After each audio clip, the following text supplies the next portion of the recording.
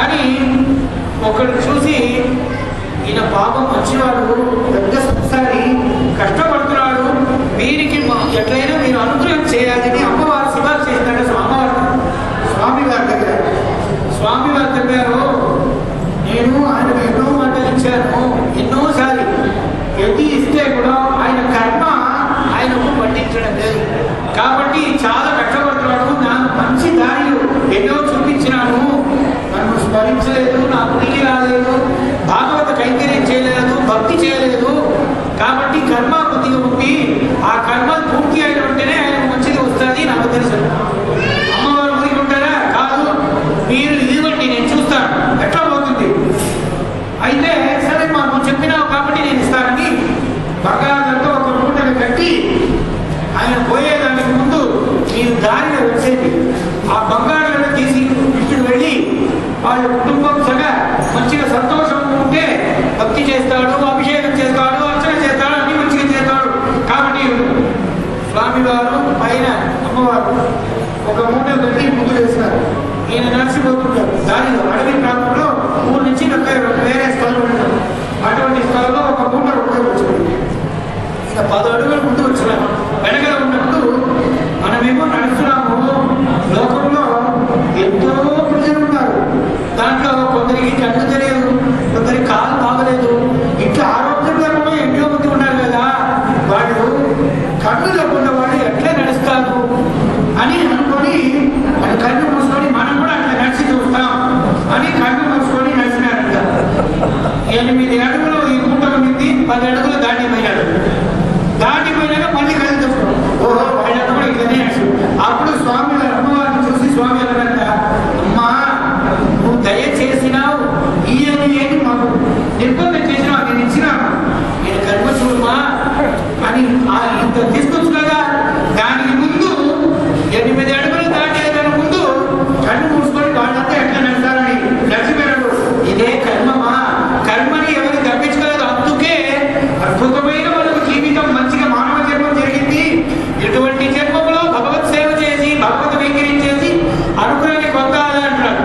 జన్మని అటువంటి అమ్మవారు ఉత్తముడు అని ఇక్కడ ఈ పాసరంలో ఉత్తమన్ పేరు పాడి ఆ త్రివిక్రమావతారం ఒక చరిత్రని నామ సంకీర్తనం చేయాలి.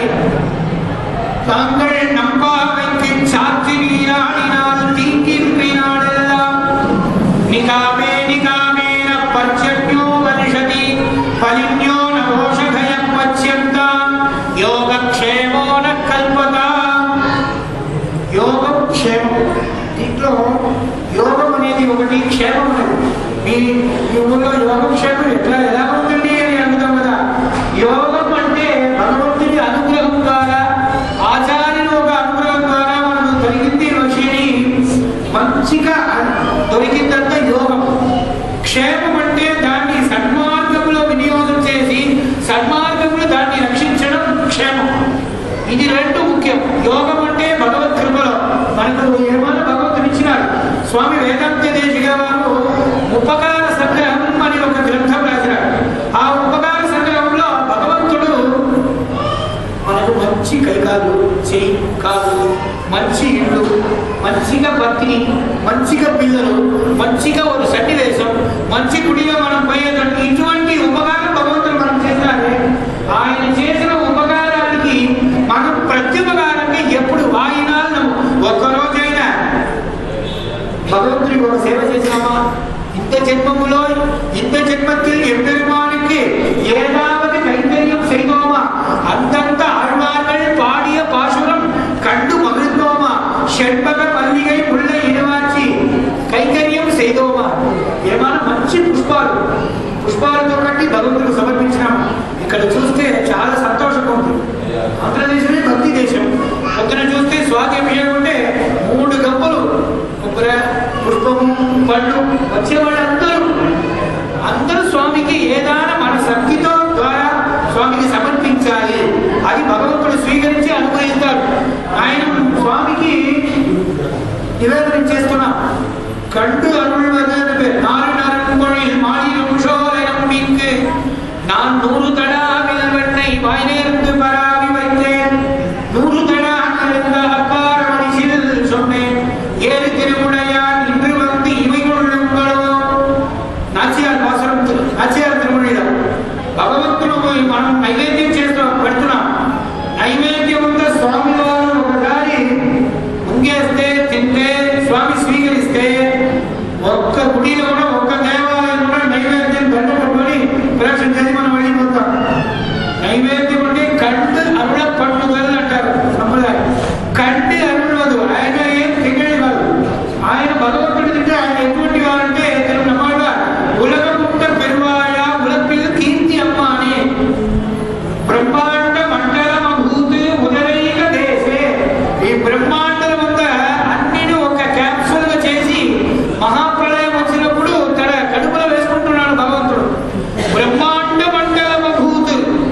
ఉదరైక దేశే కడుపులో ఏడుపులలో ఒక ప్రాంతంలో పోయి చేరుతుందంట.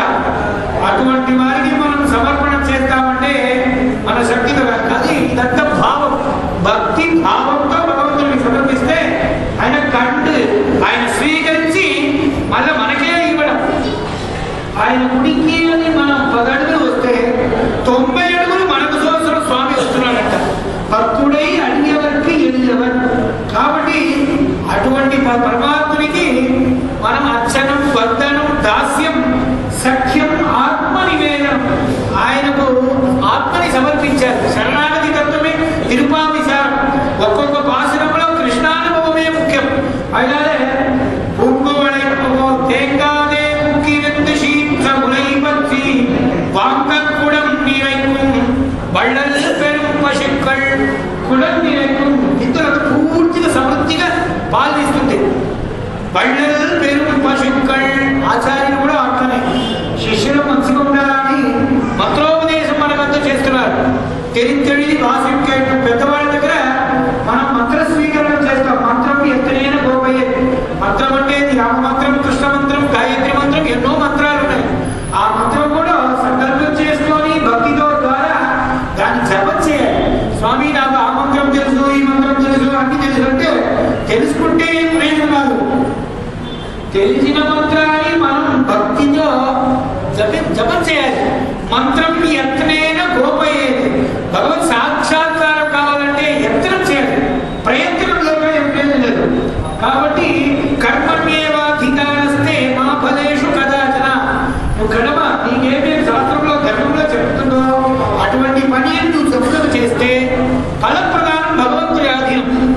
తన్మంత్రం బ్రహ్మాధీనం, దైవాధీనం అని భగవంతుడు ఇచ్చేది ఆయన సంకల్పం. ఆయనకు తెలుసు ఎప్పుడు ఇవ్వాలా, ఎంత ఇవ్వాలా, ఎక్కడ ఇవ్వాలా అని తెలుసు. కుడం నిరైக்கும் వள்ளల్ పెరుం పశుక్கள். భగవంతుడు ఎటువంటి వాడు? పరిపూర్ణంగా కృపామాత్రం, పరిపూర్ణంగా వள்ளల్ పెరుం పశుక్கள். పెద్ద ఆవులతో మంచిగా ఉంటుంది. గోశాలను కొన్ని రోజుల క్షేత్రంలో చూస్తే ఇక్కడ కూడా గోశాల అంటే మంచిగా ఆవులు మంచిగా ఉంటారు. దాని గడ్డి నీళ్ళంతా వెతికితే గట్టిగా ఉంటుంది. వள்ளల్ పెరుం పశుక్கள். பால் சாஸ்திரம் ஒரு கன்று இருகன்று ஒட்டகப்பால் முப்புடன்பால் மூருடன்பால் மாதரத்தன்பால் கருவுடை அவற்றின்பால் கண்ணில்லாப்பால் மறுகன்றால் கரத்திருப்பால் திரிந்திருப்பால் అంటున్నారు. ఆహార నియమంలో ஒரு కంట్రు ఒక్క కూడ వేస్తే రెండో దూడ దగ్గర మళ్ళీ పాలు తీసుకోకూడదని శాస్త్రం. ఆ శాస్త్రం అంతా చూస్తే మనం శాస్త్రం తెలుసుకొని అట్లా ఉందా మనకు చేయడానికి చేత కాదేనా అనుకుంటే కూడా చాలు. అట్లా చేస్తే ఏం తప్పు, ఇతడే చేయాలి అని చెప్పేదే దుర్మార్గం. సన్మార్గం అంటే స్వామి నీ కోవిల రావడానికి నాకు అవసరం లేదు, నువ్వు ఎక్కడో ఉన్నావు, నేను మనస్ఫూర్తిగా నేను ఇక్కడి నుంచి ప్రార్థన చేసుకుంటానని భావం. ఆ భావమే భగవంతుడు చూస్తున్నాడు. కాబట్టి వள்ளల్ పెరుం పశుక్கள் నీంకాద సెల్వం. సెల్వం ఐశ్వర్యం. ఐశ్వర్యమక్షరగతి పరమం పదంబా అని అనుకుంటారు. సెల్వం అంటే కులం తరుణ్ సెల్వం తరుణం. కులంగళాయ ఈరిరண்டில் ஒன்றிலும் பிறந்திலே நலங்களாய நற்களைகள் நாளிலும் நவின்றிலே புலன்களைத்தும் வெற்றிலேன் புரியிலேன் புனிதார் நின்னிலங்கு பாத பண்ணி மற்றோர் பற்றிலே நீஷனே. 4 కులం అంటున్నారు. బ్రాహ్మణ క్షత్రియ వైశ్య శూద్ర తేషాం పూర్వ జన్మత శ్రేయ. ఆ కులముందు అవసరం లేదు. ఎక్కడ భగవంతుడి దగ్గర భక్తి ఉందో, భాగవత భక్తి ఉందో ఆ కులమే ఉత్కృష్టమైన కులం. కులంగళాయ ఈరిరண்டில் ஒன்றிலும் பிறந்திலே. స్వామి నాకు అటువంటి ప్రార్థన ఏంటంటే నలంగళాయ నற்களைகள் நாவிலும் நவின்றிலே. వేదాధ్యయనించిన వద్దు, పులంగళైతుం వెట్టిలే. ఈ ఇంద్రియాన్ని చెడగొట్టి జయించలేదు. పులంగళైతుం వెట్టిలే పురిగిలే పునిదా నిన్నిలంగు పాదమన్ని మచ్చు ఓర్ పట్టిలే ఎప్పీషనే. నీ చరణారవిందం త్వమేవ మాతా చ పితా త్వమేవ త్వమేవ బంధుశ్చ గురు త్వమేవ త్వమేవ విద్యా ద్రవిణం త్వమేవ త్వమేవ సర్వం మమ దేవ దేవ. నువ్వే పెద్దనే, నీయే తల్లి, నువ్వే తండ్రి, నువ్వే సఖా, నువ్వే అన్ని నువ్వే అని భగవత్ శరణారవిందం శరణాగతి చేసుకుంటే ఇదే ప్రాప్తం. నీంకాద సెల్వం. సెల్వం అంటే లోకంలో ఉండే సెల్వం అంతే వస్తుంది పోతుంది. నీంగాది శరణం ఆ విష్ణు భక్తియే ఉత్కృష్టమైనది. అటువంటి త్రివిక్రమావతారంలో స్వామి అందరికీ చరణారవిందలో అనుగ్రహించి ఎక్కడైనా ఎవరో కర్మాధీనంతో ఎక్కడైనా వెళ్ళిపోతే వారిని కూడా ఇడుచుకుంటే చూసినారంట త్రివిక్రమావతారం. ఎక్కడంటే అతల మీద పాతాలు అన్ని లోకంలో తిరుగుడిపోయింది. మళ్ళీ భూవర్లోక, సువర్లోక, మహోలోక, జన్మలోక, తపోలోక, బ్రహ్మలోక, సత్యలోక వరకు అక్కడ పోయింది. అన్ని చోట్లలో భగవంతుడి యొక్క చరణారవిందం పోయింది. కాబట్టి అందరికీ తిరువడి చరణారవిందం. త్రివిక్రమత్వ చరణాంబుజద్వయం మదీయ మూర్ధానం అలంకరిష్యతి అని విభవావతారం చేసిన సాక్షాత్ వామనావతారంలో త్రివిక్రమవతారం చేసి అందరికీ అనుగ్రహించినాడే. అటువంటి సాక్షాత్ కృష్ణ పరమాత్మ యొక్క అనుభవాన్ని మనమందరం చెప్పాలని ఈ భాషణంలో అద్భుతంగా వామన దివ్య చరిత్రం త్రివిక్రమావతార వైభవాన్ని విశేష